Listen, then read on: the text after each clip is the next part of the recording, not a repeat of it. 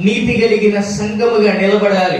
నీతి కలిగిన విశ్వాసిగా నీతియుక్తమైన పనులు చేస్తూ, నీతి కార్యాలు చేస్తూ, నీతిమంతుడైన దేవుణ్ణి మనము కనపరచాలి. we should represent righteous God in our life. మన జీవితంలో నీతియుక్తమైన దేవుణ్ణి మనం ఏం చేయాలో తెలుసా? బలపరచాలి. మనము ఆయనను ఘనపరచాలి.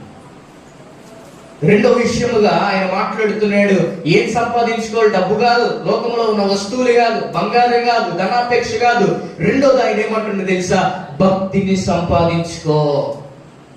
ఏం సంపాదించుకోవాలి? భక్తిని సంపాదించుకో. ఈ భక్తితో నువ్వు వ్యాపారం చేయకూడదు. ఈ భక్తితో ఏం చేయాలో తెలుసా? దేవుణ్ణి స్తుతించాలి. భక్తిని సంపాదించుకోవాలి. దైవికమైన భక్తిని సంపాదించుకోవాలి.